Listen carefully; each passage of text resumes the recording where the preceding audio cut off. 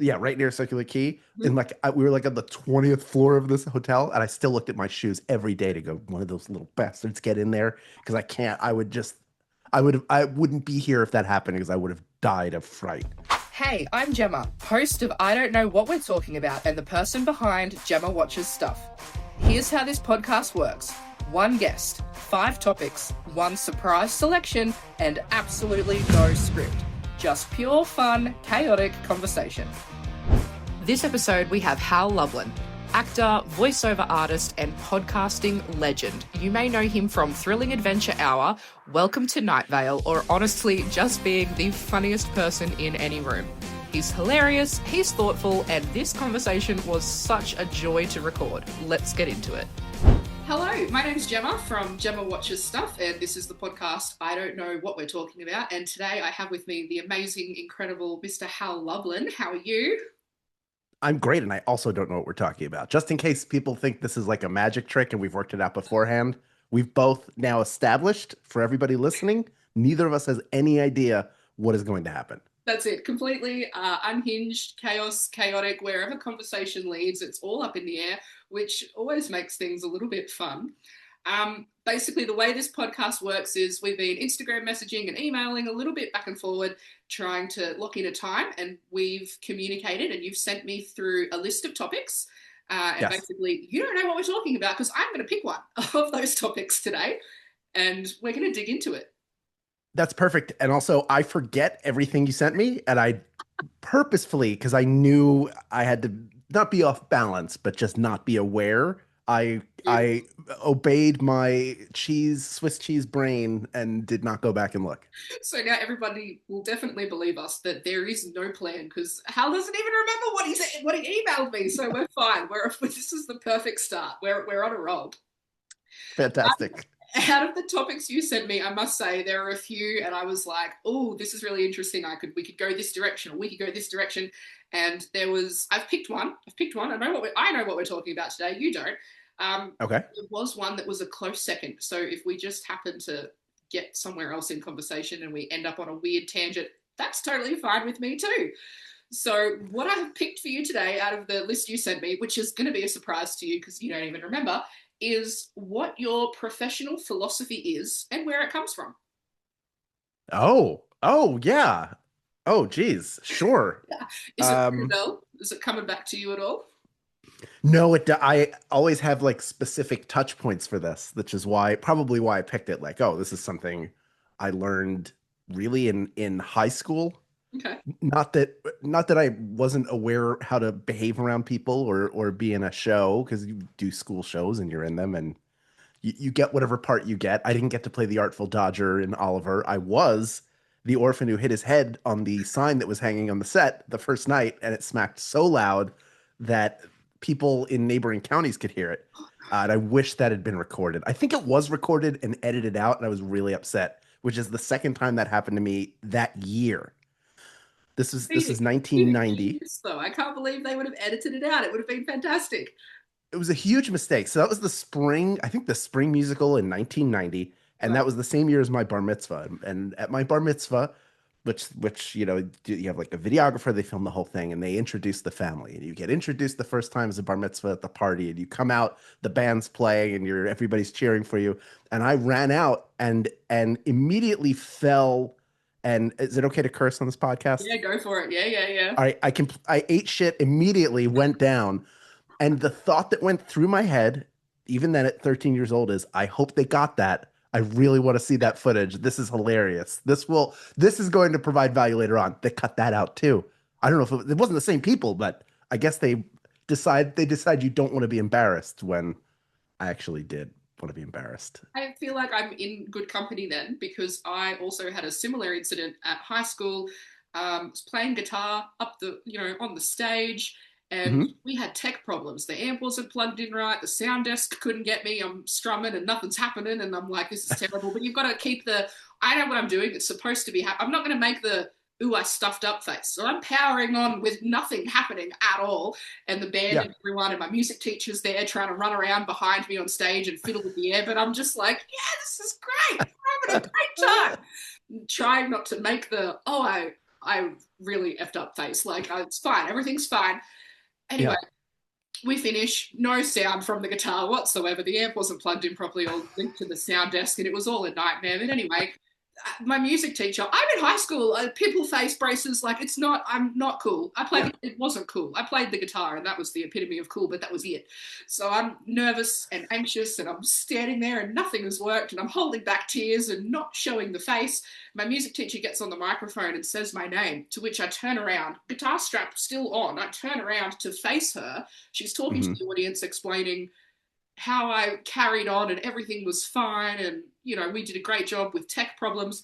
As I turn around, because someone mentions your name, you turn around, they've got your attention. I fall Right. backwards off the stage, smack my head, the back of my head, with the guitar across my chest on the floor. Oh, Meanwhile, all the attention was on me because my teacher was up the front explaining how I'd done such a good job carrying on when the tech problems started. So if falling off the stage is, embarrassing, and I'm in great company today, then so that's great. wow. Is there footage of that? Do you have footage of that? It should have been. Someone should have been. The concert was recorded, but again, why do they always edit out the best bits? I know. I feel like you play that over and over in your head during nightmares, right? It Constantly, pops up. You think about it, right? always, constantly. It's the Yeah. most embarrassing thing of your childhood. It might be that. Could be that. Hmm. Oh yeah, yeah, yeah. That's I mean I'm sure there's you more. but it becomes doesn't it become when you get a little older, doesn't it become kind of precious that you have that moment? Because that for everybody, there are people who are in the audience for that I'm sure have a story that they like, oh, you saw this Yeah. show where something happened. I saw a girl play the guitar. It wasn't plugged in, and then she fell over backwards off the stage. Like, but for you, that's like a specific memory, and you love like hopefully you love the younger version of yourself, right? Oh yeah. Like you want to give the younger version of yourself a hug, say everything's all right. Be The things fine. that are bothering you now are not a big deal when you get older. Like, 100%. they're so they're like having those moments is actually really special, I think. And I think it always makes for fun stories too. I've always got that story that I can whip out, and everybody thinks it's hilarious. And I look back, I cried. I ran outside and I cried. But like now, I'm Oh, like, it's so funny. It was so me. Like it was just so good. It was so funny, and I can talk about it now and tell the world now. Apparently that I fell off the stage once. So it always that's it. Your treasured memories always makes for a good story. yeah, those are the building blocks, even though it's a terrible thing that happened to you at the time, those are the building blocks that make you a better person as 100%. you get older. 100%. We've already tangent off where we wanted Yeah, to go. So swing it you back. have you have the tangent master as a guest. That's the problem. This I is going I to be so much love fun. steering off. It's going to be so much fun.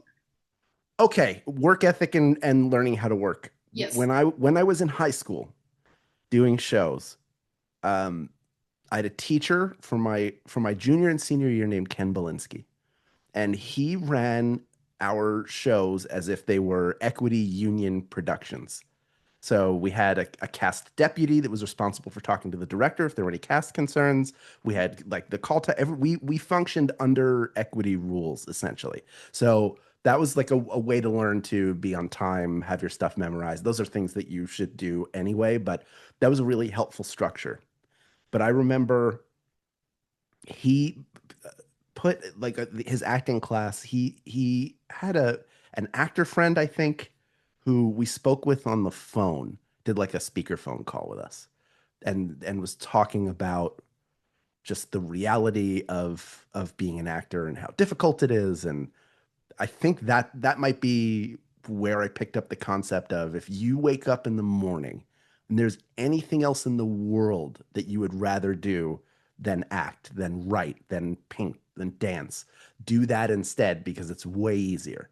But if that passion burns in you every single day, then you're on the right track no matter how hard it is. So that's like one pillar.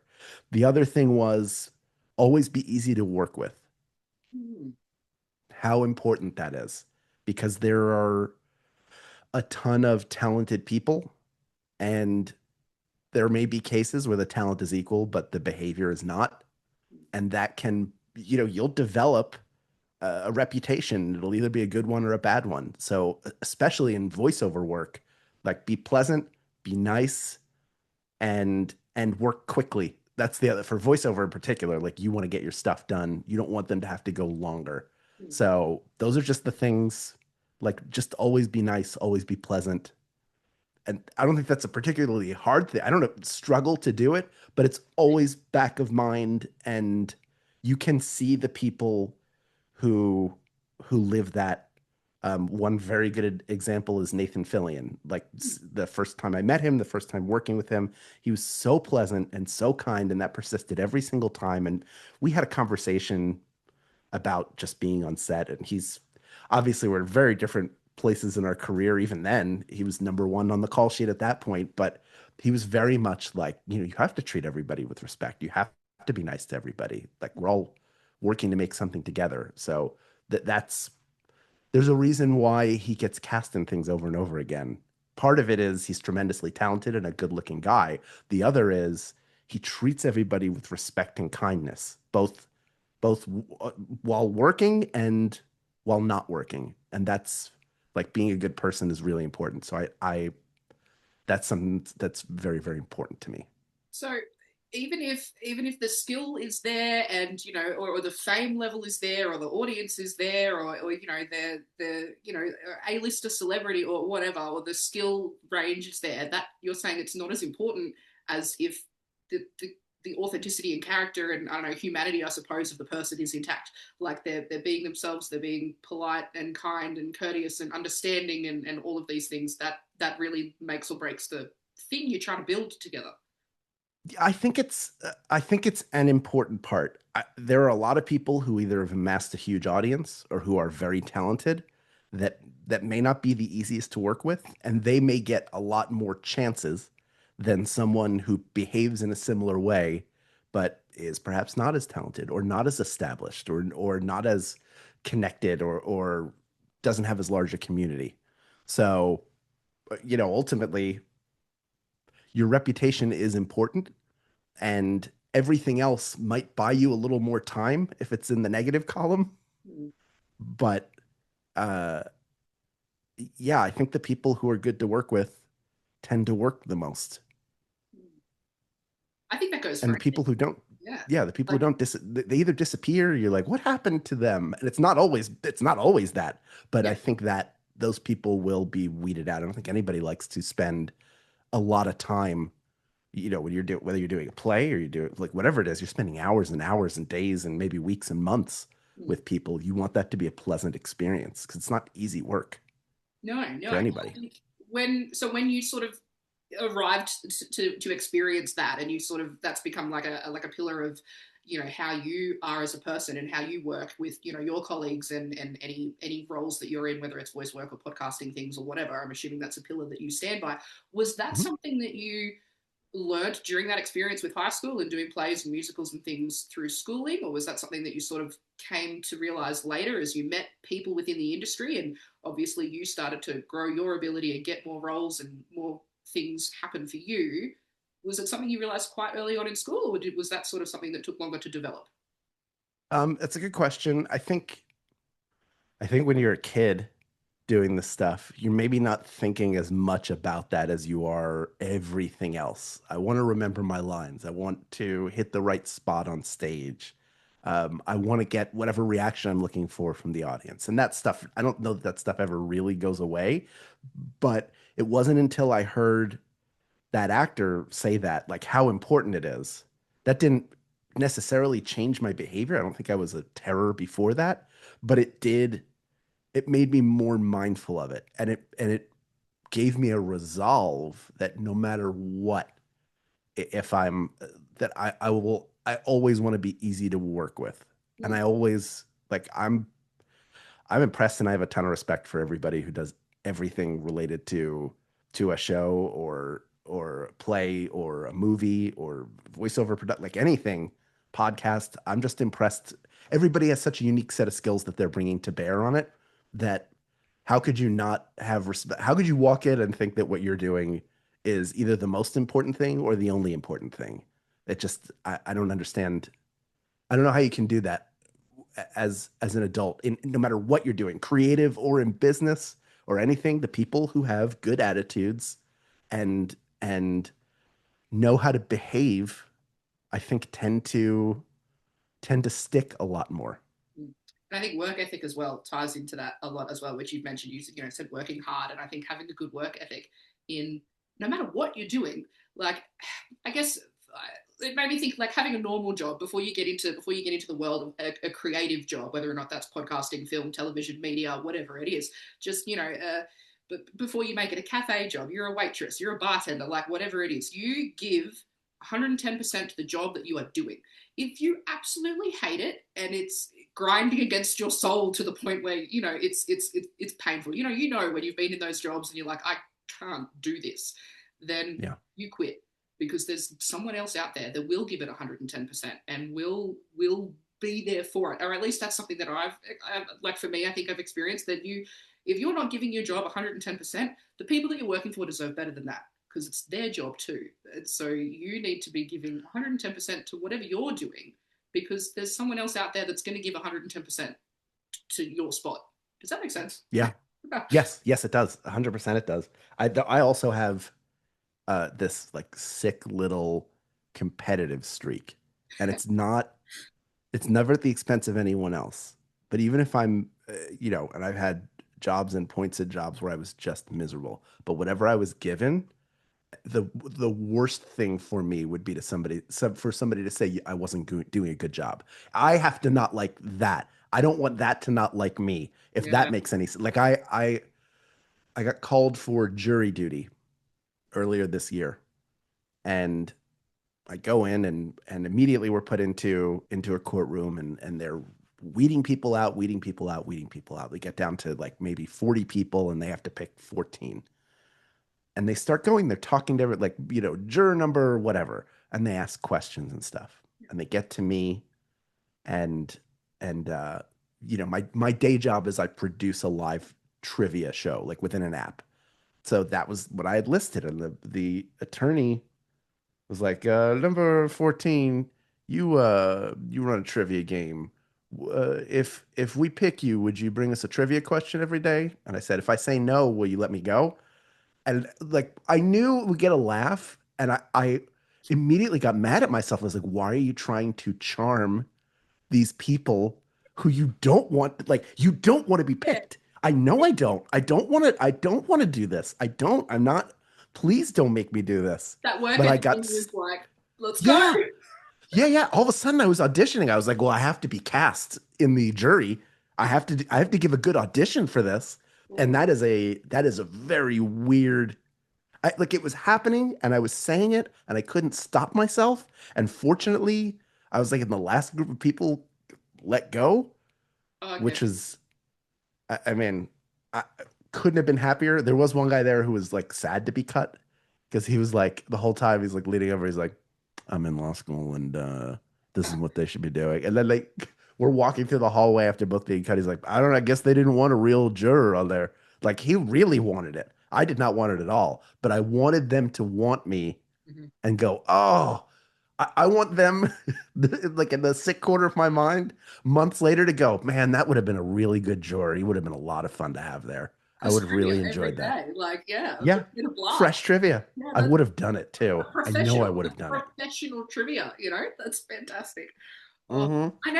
I've never thought about the downside of having a good work ethic until now, until this example. Like, that's a Yeah. good point. There is a downside to having a really good work ethic, I suppose. Yeah. It's also good to have self-control, it turns out. And maybe that's a skill I'm still developing. You have to tie it in with your professional philosophy. We've learnt something new today. It needs some self control along with the work ethic. I love it. That's There's fantastic. always room in the tool belt, always room. Always room to grow. Always things to learn. Wow, that's awesome. Um, we're going to pivot from this now because I love Yeah. that story. Oh, that's fantastic. Um, with the work that you have done, then, so you've built these pillars of understanding, and this is the sort of person you want to be, and how you want to work in the professional world. How has it been in your experience with? Well, let's start with voiceover work in building Mhm. those relationships. Having those pillars, and this is who I am and how I work. How has that affected? I don't know, your ability to build relationships, connect with people, get into voice acting roles and things like that. Yeah, I mean, it's been very helpful. The stuff that I have done has almost almost all of it. I mean, a little like some one-off stuff comes from auditions. A lot of it comes from personal relationships. Venture Brothers happened because I know Jackson Public and we were friends, and I wrote him and said I'd love to be in the season. He said, "Oh, I'd love to use you. I don't know if we can." And then later on, I reached out to him about something else, just randomly, and he was like, "Hey, I have something for you. Do you mind?" Reading for it. Like normally I wouldn't do that, but it's a recast and I'm not talking out of school. I don't know who the other actor was, and it's in the book, so I don't feel bad talking about it. But that was just some of it was like the right time to be top of mind for someone. Um, but also like if I had never been on that show, to have Jackson as a friend is way more valuable to me. Like I'm constantly the person in the room who's looking around wide-eyed going, how am I in this room with all these people? I'm doing a reading of Return of the Jedi tomorrow night. Well, tomorrow morning for you, but tomorrow night for me. And just the cast in it, even people who I'm very close friends with that I've known for 20, 25 years, I'm in awe of how talented they are and how nice they are. And I feel like I've been very fortunate to be around a lot of other nice people. Like the relationships are very, very important to me in general. The thrilling folks are family to me. Like we're in a never-ending text chain when we're not doing shows, constantly in communication with one another. And those relationships that comes from us having done stuff together, but we all care for each other in a really deep way outside of that. That stuff's real. The reason I do a podcast with Mark Gagliardi is because I wanted to do something with him. Like he as the Titanic of thrilling was sinking of our own, like we created the iceberg and decided to run into it. I was like, I want to do something with Mark. Here's an idea. I know some people will listen because they already listened to Thrilling, and it gives us an excuse to talk to one another. And then that took our relationship from being close to be even closer. So just all those things are I don't know. It's hard to quantify. I almost put it outside of even though it's intertwined. I those friendships are really important to me, and I think I also have a pathological like want and need to be liked, and a feeling like I'm like that insecurity of part of it being me being amazed everybody's there and then going like, do I belong here? But that never gets in the way. It becomes like, well, let me take the biggest swing I possibly can because I want to feel like I belong here. And nobody else is thinking that but me. So That's that's a good thing to know. it sounds healthy though, like to recognize, to be there in awe of all these amazing people, and then to think they're so incredible. I can't believe I'm here with them in this creative space, creating this thing together that we all love and we're all passionate about, and I'm part of that. Like that feeling of belonging and community, that sense of being understood and a part of something, like that would feel fantastic. But then to have that little nagging, yeah, but they're so amazing and I'm me. Like, how did I like to have that little nagging voice in you going, yeah, but they're them and I'm me. Yeah, and then having to sit with that. But I think it's healthy to then be able to like go from there to then think they have value, like because I think they have value, but they think I have value. So, I think Right. they're amazing and they're incredible, but they're also thinking that you're amazing and you're incredible. And so, but then it's having that balance between, I'm here to do a job. These are my friends, my family, my community, and we've built this amazing thing, and be able to stay humble in that.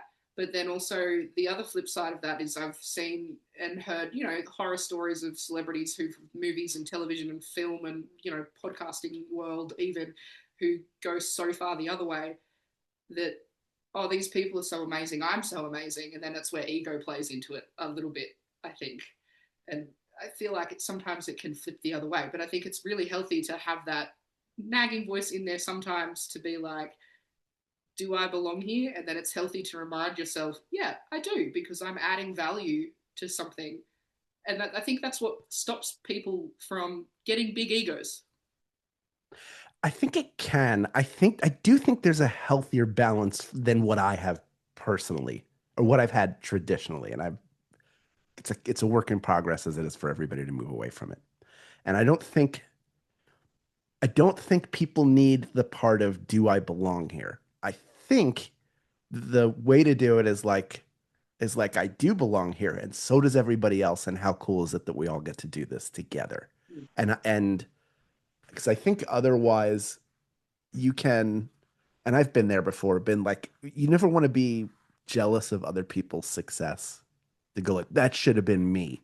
I would rather cheer on other people's success and be happy for them, and then feel like if if I have success, that people are cheering for me. Because there are people who have been very supportive. As I'm sure they are for you, like for everybody out there. There are people who support you. So why not support them back? I think that the insecurity can take you in the wrong direction. And it's sometimes it's a motivator to up your game and do your best, but I don't know how necessary it is. That's sort of my journey is, can I not have that part? Can I just have the part of just enjoying this?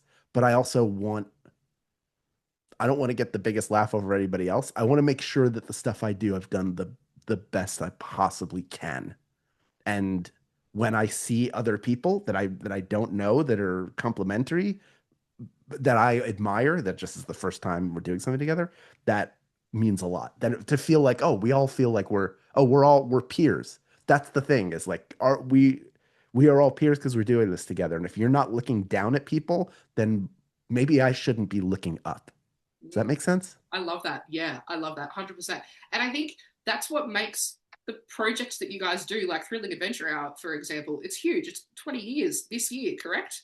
Mm-hmm. Yeah. Yeah. So, like, the fact that it's lasted that length of time, and even the way that you spoke about colleagues that you work with, they didn't have to become family. It could have stayed. It's, it was a job. It's a podcast. It's, this is what you're doing. You're creating something. It didn't have to become anything more than another voiceover thing, another working thing, another, whatever. But I think of because your philosophy and how you work, and who you are as a person, and how you look at your craft and the things that you create, you have that, that personality and that drive to be like, we're gonna treat you with respect and treat you with, treat you the way that, everything that you've just described. I think that's what makes it so successful, because you're with other people that have that same mind frame.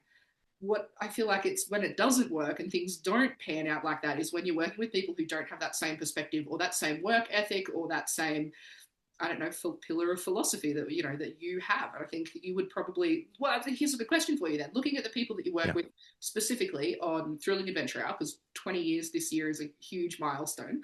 Um, do you think that they all have similar work ethics and philosophy, frames around how they view their work? Yes. I think it's such an incredibly talented group of people, like crazy talented. I remember when Mark Evan Jackson started like working, when he was getting commercials and stuff, and it never, to me, and I don't think to anybody else, felt like it was enough. Like he should be in everything. And now he's working more and more, and I look at it, I say it's still not enough. And when I tell you he is one of the kindest, most charitable, giving people to his friends, family, but also to fans he meets after the show. Like he is just as an example of just, and you wouldn't. He's so good at playing characters that are the opposite of that.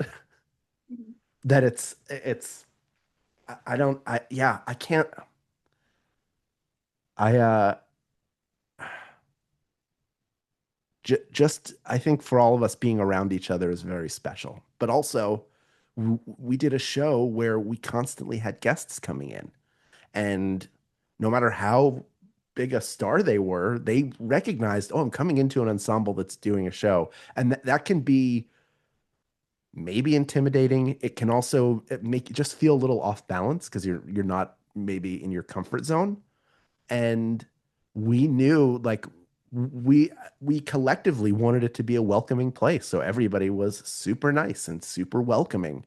That was important to us, like to not, like, nobody who comes in should feel like a stranger, like they're not part of what we're doing, because they are.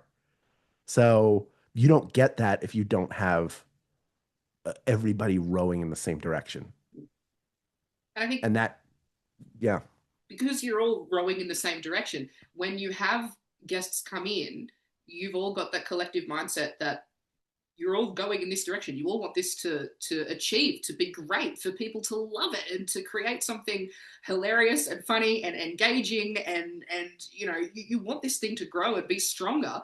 And so if you're not being authentic and welcoming people, and being open and honest, and hi, we're really excited to have you here to help us grow in this direction, then you're not going to move at all. You're just going to get stuck. So I think, yeah, yeah. And I mean, even the way you talked about it when we first started, they were like, you said family, like these people you've been with for, some of them, the full 20 years that this show has been around for. yeah.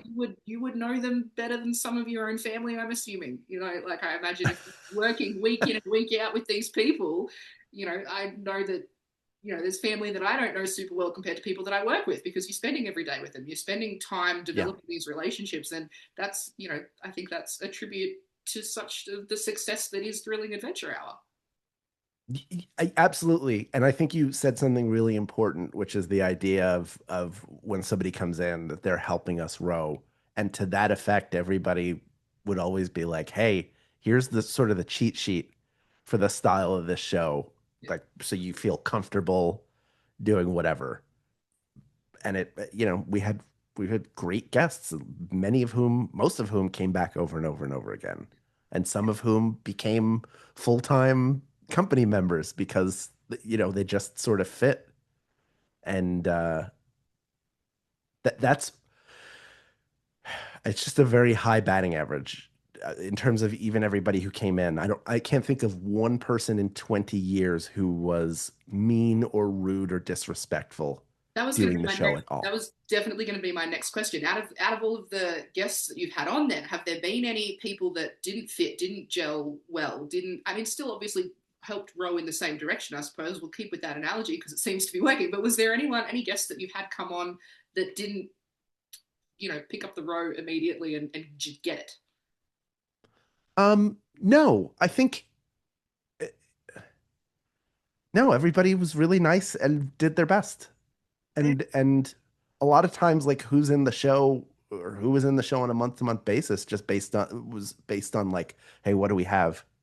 What do we have? Who's available? The core people were there, and you got what you got from that. Like, my favorite show that we ever did was our very last regular show, because it was just we did a big blowout, wear tuxedos for the second to last show, and then we did one more that was just the work juice players, and we were all over the show. And it's a great chance to go like, oh, these people are all killers. They can do anything, and what they're doing is never enough because of how good they are. But that's a great problem to have. And also go, oh, we have all these people who want to do it as well. And having everybody there the show before was really great, because it was a celebration of all of these people that were part of the history of the first 10 years of the show, and now history of the first 20 years of the show. So, but I also feel like I'm very fortunate to work with people. Like, I mean, Welcome to Night Vale, same thing. Like, super nice people, our family to me. Um, doing Good Morning Night Vale as an offshoot of that has gotten me closer to Symphony and Meg. Like, those relationships are also very important to me, and it's crazy to be part of two families, what I consider the two foundational families of narrative fictional podcasting. I love it.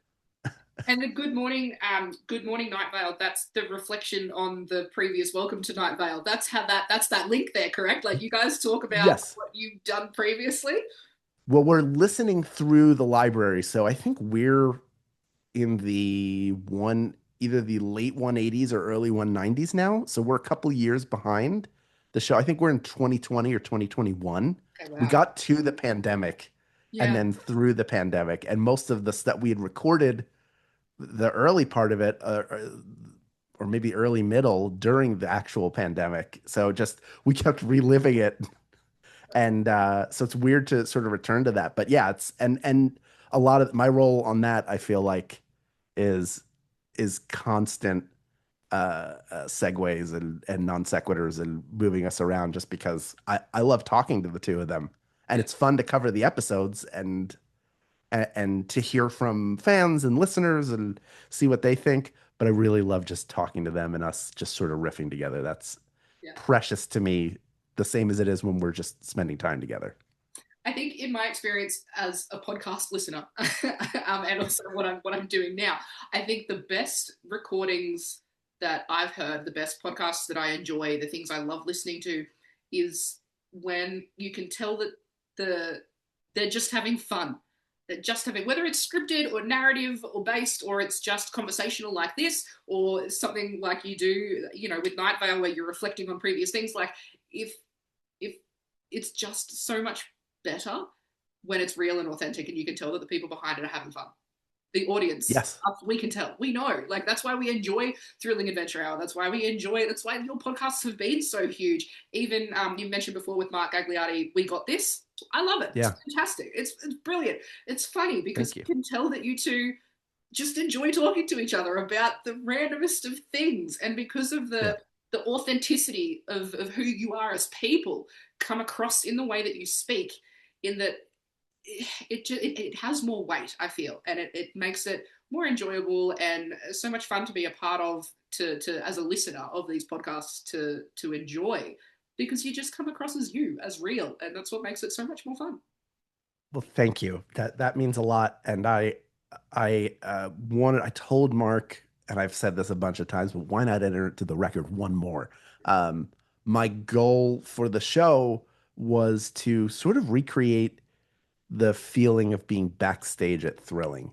Because that was as much fun as everything was. Being backstage and just hanging out and talking with people was really, that was so precious. And it's something that people who love the show don't get to hear. So how can we create a little bit of that and bring that in? And we have some episodes that are maybe a little more structured, but then others that are just the two of us laughing and just trying to make each other laugh. And that to me feels the most like that experience that we still get to have 20 years in. And I know for everybody who performs in it, we'd be happy to do it another 20, no problem.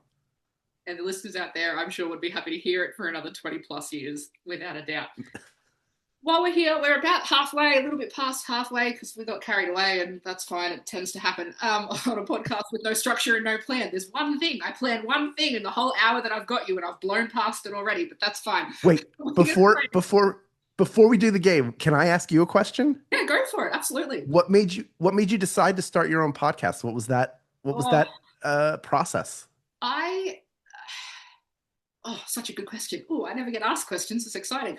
I have always been a creative person, always been a performer, always been, I fell off the stage playing the guitar. You know this now already. I've always been a performer, some better than others, okay? Some performances better than others, but I've always been very creative, and I didn't quite know, I still don't know what I want to do with my life, I suppose. I Mhm. left school and I went to do study, because that seemed like the most obvious thing to do. Go to university or college, you call it in the States. And I Mhm. did a Bachelor of Music. So I finished music and performance and things like that. I went on to do teaching, because that seemed like a reasonable way to make an income, to like pay my rent and pay off my student debt and all the rest of it. So I was like, you know what, let's add teaching onto music and I'll go and work in schools. And so I started the teaching degree, and I went, this isn't for me. I love working with kids. I love teaching. I love that. But it's what you mentioned before, like that. If you wake up in the morning and that's a thing that you want to do, that passion that Mhm. never goes away, I could quite happily go and keep being a school teacher. I could, but I just know that that feeling of waking up in the morning and not having a creative community around me and building something and being involved in that would be soul crushing. So I Yeah. started teaching and decided, you know what, this isn't for me. And I sort of stopped. And so since then, I've been, working, because you got to pay the bills, you got to pay the rent, you got to eat food. So I've been working. I Yep. still do teaching. I still do music teaching. and I work with young people who have disabilities or mental health issues. I went and did some more study around that, and so that's what I do for a living now. But again, that thing of waking up in the morning and wanting to build something and find a community and connect with people and have conversations and be involved in creating something is what I always wanted to do. But I live in Australia. I live in rural New South Wales, Australia, and there's nothing here. I live in a small country town in the middle of nowhere in outback Australia. There's nothing here. And so the podcast was a relatively new idea. I've been on social media and creating other things and doing other things. I've had bits and pieces of like acting and voice jobs here and there sporadically throughout the little bits of media that we have here in Australia. But I was like, you know what? I want to kick this up. I'm sick of standing in my own way and going, no, you're not big enough. You can't do it. That little nagging voice. I'm sick of that little nagging voice. I'm going to give this a shot. And so I thought the best way to do it was through Zoom. That way I'm limitless in who I can talk to, when I can talk to them, how I can talk to them. And it was the simplest way to just jump in, meet cool people, have a conversation, press record, get it out there, start building things, start meeting people, start getting connections, start having really cool conversations and learning from people that have more experience than me and just getting into the community, even from small, rural, tiny town in the middle of Whoop Whoop on the other side of the world. So I'm leveraging technology to my advantage here, and I'm building this. So that's sort of, it's always been something I wanted to do, work creatively, acting and voice work and that sort of thing. But it's just been taken a bit of a path to officially finally get out of my own way and start. Well, you're a very good host and interviewer, I'll tell you that. And you took the biggest step and the hardest step, which is just doing it in the first place, like figuring it out. I want an outlet for this, and then doing it, continue, and just keep going and doing it all the time. I'm glad you reached out to me and that I get to be here talking with you. Like, it's cool. This is very exciting. So good job. I guess is what I'm saying. And I appreciate that so curious. much. Thank you. Thank you so much from the other side of the world in my little country town. Thank you. I really appreciate that very, very much. It's been really, really cool to have Zoom, have something like this to be able to connect with people. And I've had a few interviews that I've done. So it's not really interviews. I've had a few conversations. I've met some cool people. We've had some cool conversations about some cool creative work. And I've got a few more, lined up coming as well. And it's just been really awesome to make new connections, meet new people, hear all the exciting stuff that's happening, and then, that I can be a part of it in some small way and get connected. And it's been fantastic. Game. We're going to game, or we're going to keep. Yeah, let's do a game. Yeah, let's do a game. I didn't mean to. Yeah, I just. I had to know. I had to know. Thank you. I really, really appreciate you asking it. I love it. It's fantastic. We're going to play this or that. This or that. It's time for this or that. And it's a really simple, straightforward game, this or that. I'm going to give you two different options, and you're smart enough to figure out how this works. You pick one. You pick this or that. That's basically the whole game. The first one for you, we've got 4 options, 4 this or that's for you today. Number 1. Okay. Hero or villain?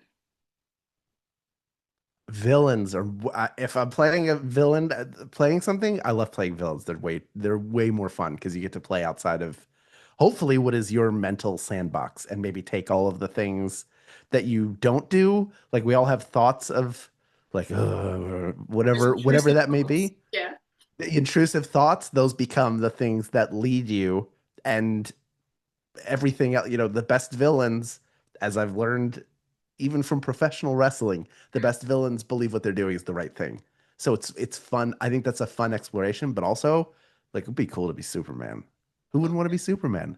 Who would want to be a hero also? Like, they're both so much fun, but if I had to pick, I would pick villain, and that's why. Superman is my favorite superhero, so you've answered well in the fact that you've mentioned him, so well done. But yeah, this is a question, hero or villain, we've asked on every episode so far that we've done. This is the one, this or that we've opened with for each one, and everybody so far has said villain. with the same reasoning, it's more fun to play. I feel like all the creative actors and voiceover artists out there, everybody's like, nah, give me the villain because it's more fun. I can let out those intrusive inner thoughts. So the fact that you answered the same way that the other two guests that I've had so far have also answered, I'm gonna need a new question. You're all like, yeah, let's play the villain. Question number 2 for you. You have to take a plane or go on a road trip. Oh, I do like getting places quickly. Like a plane is good for that. You really don't get anywhere as quickly as you can on a plane. There is also, I haven't done a long road trip in such a long time, but and I don't think I've ever properly road tripped. I think I've always, I mean, I grew up in Philadelphia. I moved out to Los Angeles and September 1st, 2000 was my first day here. Thinking about what And I know about America. Yep, cool. Yep, so yep. it's covered about 3,500 miles. I didn't do a straight line. So it was about 3,000 miles to get between the two cities. I did it in 3 days. After that, it never took me more than 2.5 because I just figured out I'll do 1,000 miles. Maybe it was 2,500, 1,500, something like that. I would drive these insane hours. So I never like stopped to look at the world's biggest ball of yarn or go on little detours to find other, oh, here's a cool city I'd like to go to. It's not necessarily in the main path, but maybe I'll wander around for a little bit. I have a romantic idea of what that would be like. So I'm going to say road trip, but practically as a matter of practicality, I would rather fly because I'm obsessed with getting points airline status. It's Yep. very important for traveling. To keep those points up. Yeah, yeah, yeah. Being on a giant island in the middle of nowhere. Both. There's a lot of all Australians road trip because it takes forever in this country to get anywhere. Because Right. America, I feel like, is a bit more logical. You've got everything's, sort of everywhere, whereas we're a giant desert. So the majority of Australia's population live on the outside. So the further inland you go, the more bogan redneck you get. And Yeah. everybody lives on the outside, which means you drive everywhere. Everybody drives road trips everywhere.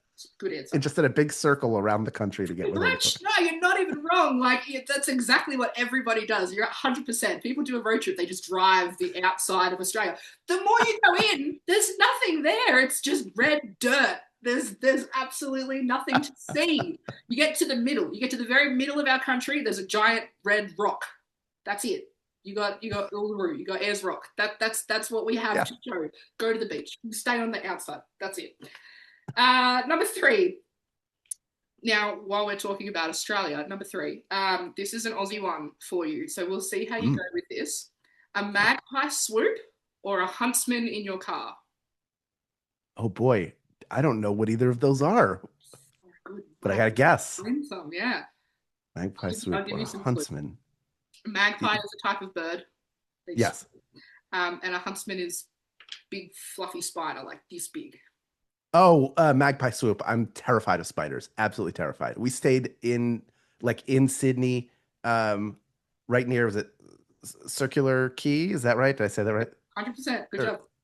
Yeah, right near Circular Quay. And we were like on the 20th floor of this hotel, and I still looked at my shoes every day to go, one of those little bastards get in there because I can't. I wouldn't be here if that happened because I would have died of fright.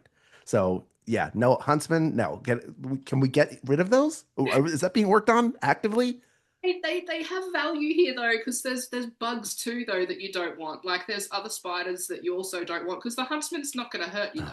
They're just big, fluffy, cuddly. You just pick them up and scoop them out your car.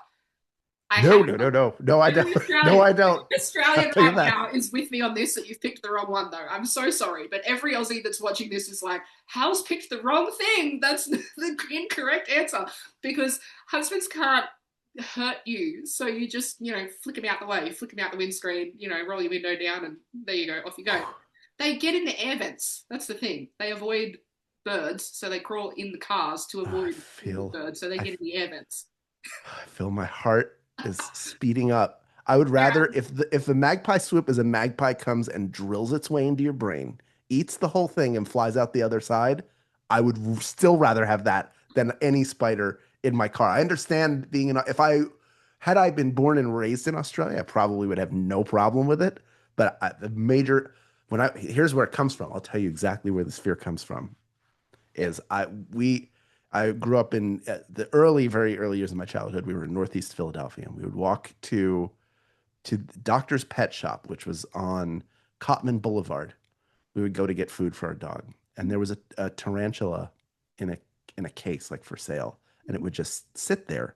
And then every once in a while, like the one leg would come up. It wasn't doing it. It wasn't like moving around or skittering. I would just look at it, and it felt like from across. I was at one wall, it was at the other, and it felt like it was on my neck, getting ready to like bite in and just throw venom in there. So I can't. Ever since that, I've just been terrified. I can't look at pictures. I don't like the word written out. It's really deep, and I don't. I think it's hopeless for me to get over it at this point. I explain spiders to you and you're like having heart palpitations. You explain a spider to me and I'm giggling. That's Yeah, Australian. you're like, oh, it looks cute. It wants a kiss. It's a pet, yeah. Yeah, The thing put a about little hat on it. magpies though, they are pretty dangerous from when we get into spring and they start laying eggs. Mhm. The reason they swoop is only during certain parts of the year, and it's basically from August through till December. So from about now for the rest of the year, because we're about to head into spring and then summer. Yeah, So as it starts to warm up, magpies will have baby magpies. So there'll be nests everywhere. And so it's a predatory thing to protect their young.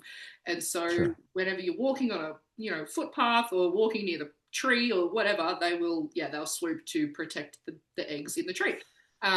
But they have claws and beaks, and the Oh, correct answer is the huntsman, not the bird, because if you the yeah. magpie when it swoops, like I've seen some things. I've seen some things from magpie swoops. Okay, if you want stories on magpie swoops, I'm your girl. Okay, they go for the eyes. Okay, because they know Yeah. it's the soft part. And around here in Australia, especially your more rural country towns, you see people riding push bikes during the summer. They get zip ties and they attach them to their helmets so that they've got spikes, plastic spikes up, so that when the magpies swoop, because they aim for bikes. Yeah. When they swoop, they can't get you because you've got your little, you know, zip ties sticking up out of your helmet. It's a good look. It's smart. I'll take a lifetime of that. A lifetime of it. There you go. Happily. All right, we got one final this or that question. All This right. one was sent in by a Patreon supporter, so thank you very much. Peyton Miller sent this in, and she wanted to know this or that: going to the theatre or going to the cinema. Ooh, man. I love movies so much. And I feel like every movie I watch, whether it's good or bad, it inspires me.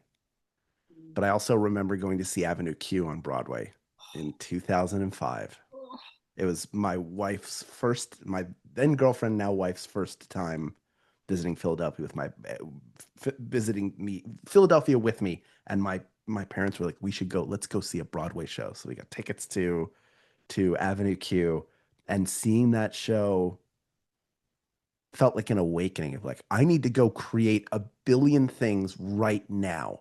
When I see movies, I go, oh, I'd love to be a part. I love being part of this process. I love the care that goes into it, how much fun. I just picture the whole process and I love it. But there's something magic about live theater that I hope we never lose because it's so important. I mean, it's the art form that's been around the longest.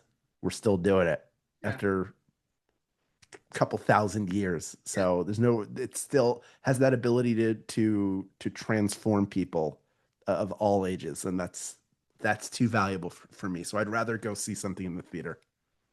I agree with you, and you touched on something which made me think of my own experience with movie and theatre, and I think I understand when you were like I feel inspired after going to see live theatre.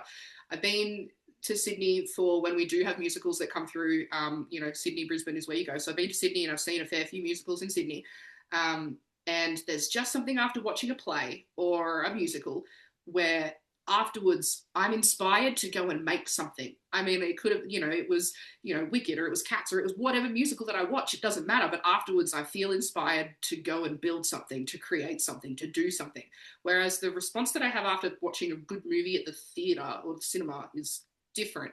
I am like emotionally connected to the characters, or the storyline has got me, or the character development, has made me feel all the feels, and I've enjoyed the experience of being in the theater.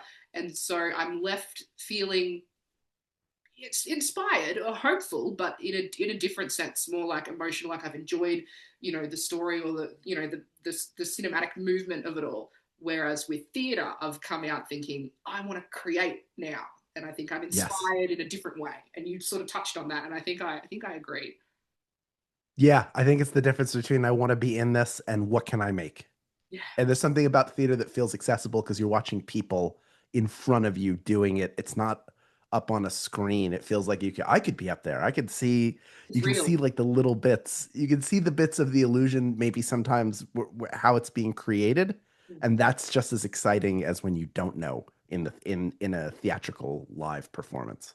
And it's really bad, but I also love the stuff ups and the mistakes, though, and that Sure. makes it more human. I remember the biggest technical problem I've seen in a musical was Mary Poppins, the musical, and she's got her umbrella and a bag, and she comes out, she's hooked up to straps, and she comes out over the audience, except the stage behind her didn't lift properly, like the prop stage behind her panel didn't lift, so they couldn't plug her in. Because what was supposed to happen is the set design behind her was supposed to come up, and then she was supposed to walk back so that they could hook her in, and then she Right. comes and flies out over the audience to sing part of a song. She didn't, because the staging behind her didn't move, so she just sort of walked back, standing against the back panel of the set design, and stood there. Nothing happened, so she walked forward, and then she just sang, standing there on the middle of the stage while there were people, dressed in black trying to come out and move the thing. This was like in Sydney at like one of our biggest performers. I'm like, so Aussie. This is just, and everyone just powered on. I'm like, oh, we try. We really do try down here, but it never quite lands. One of my best friends in the world from childhood, still one of my best friends today, consider her to be like one of my sisters.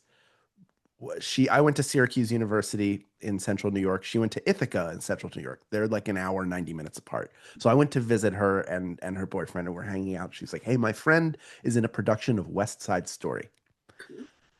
And I'm like, "Great." It's in like a church. So we're sitting down, and she tells me this show, they decided not to choreograph any of the fights. I was there for the second performance of the show. There was someone on crutches. There was someone with a full like forearm cast. And when it came time to fight, they would I've never seen a group of people more terrified of getting hurt and hurting someone else. So they would just pair off, and it looked like they looked like a bunch of 12-year-olds at their first dance, where they're like at arm's length and just sort of rocking back and forth. I I think about way more than any time I hit my head or fell over during a bar mitzvah. I'm going to be thinking about that all the time. Well, I have so many questions. Why? Yeah. Why did they? Why? Oh, It feels like that college age thing of, what would make this feel real? The choreographed fights, they feel like a dance, but if we it's make so it cool. like, Yeah. yeah, like we want it to feel real and visceral, and then a bunch of people had to go to the hospital. Crutches and oh, that's hilarious. Crutches and casts, Oh, slings, that's, my goodness. that's brilliant. Oh wow, wow, wow. All right. I think we better. I think we better get back to something or start wrapping it up. You have some exciting stuff coming up. I know. You mentioned pro wrestling at one point in this conversation, and I know you've got a wrestling podcast as well. You're a busy man. How Yes. you've got lots of stuff going on. You've got a pro wrestling podcast. You've got Thrilling Adventure Hour still doing things. Good Morning Night Vale spin-off stuff. You've got all the stuff happening. So if people want to follow you, they want to learn more about events that you're going to be at or things that are coming up, how can people connect with you and more about all of your podcasts? Oh, and we got this as well. Another one. You got all the Yeah, things. they're all I can't. I just love doing things. You can follow me at Hal Lublin, just my name, first and last. That's everywhere on social media. That's how you can find me. I'm not on. I have a Twitter account, but I'm not there anymore. I'm on Blue Sky, so I'm just hallublin.com there. I'm Hal Lublin everywhere else, and yeah, I need to be better about posting things. Like I'm good at resharing things, but yeah, I never feel like I have enough going on, but I do have a lot going on, it feels nice to hear somebody say Dude, a lot of stuff you that I'm do. doing. So You've got a thank you. lot going on. No, it's okay. I'm giving you permission to feel that you've got a lot going on. Okay, you can feel that. It's all right. Thank you. Thank you. Because you've got We Got This, which is fantastic, and the theme song for that podcast is the best thing that I have ever heard, and I catch myself walking around the house singing it all the time. Podcasts should have a theme song. Podcasts should not have a theme song. It's fantastic. Mike Furman. That's the great Mike Furman. Brilliant. Absolutely brilliant. Thrilling Adventure Hour, Good Morning Night Vale, Tights and Fights, which is relatively new. I think that's your newest project. Good Morning Night Vale's the newest one. Okay. The Tights and Fights has been around for a while, but I feel like it's starting to catch on a little bit more now. And I don't know what that is. I feel like it's because people are finally realizing how great Danielle and Lindsay are. I think like that helps. I get to draft. Can I tell you how great it is to be the only white dude on a podcast? It's the best. Like I'm aware that's precious real estate as it should be, and I'm glad to fill it. So yeah, that's again like just the three people involved in that show I love so dearly. So I just keep getting to I have the great fortune to work with a lot of really cool people all the time. Amazing. Yeah, very cool. We'll put all those links in the description so you can go ahead and find Hal at all of the social media, check out all of his podcasts because the man is very busy. The man does a lot. Okay, so you got to go check it all out. No, I swear. You got to go check it all out because he does a lot and he's got a lot of very amazing content that will keep you entertained and laughing for hours on end. Hal, thank you so much for coming on. I don't know what we're talking about. It definitely took some wild twists and turns, but that's exactly what we love about this. I've had a blast. I don't know if you have repeat guests, but if you do ever, please put me on the list. Amazing. Absolutely. We would love to have you back again. I'm sure there'll be tons of more questions for this or that and some other topics that, again, there's just more little things that you've dropped. And I'm like, oh, I want to talk about that. Oh, we should get into that. But I'm looking at the time and I'm like, not today. But thank you so much. I've really appreciated you having you on here. I've had an absolute blast. I've learned a lot as well, which is all we can ask for, that personal growth, learned some things and had some laughs along the way. So thank you so much. Oh, thank you. I really did have an absolute pleasure. I'm so glad you reached out. Thank you. And that's all for episode 3 of I Don't Know What We're Talking About. Big thanks to Hal Lublin for joining the chaos. This was such a blast. If you enjoyed it, make sure you follow and subscribe wherever you listen. And remember, you can get early access and behind the scenes extras over on Patreon at patreon.com/Gemma Watches Stuff. Now, go drink some water, call a friend, and hopefully this made you laugh today. See you next time.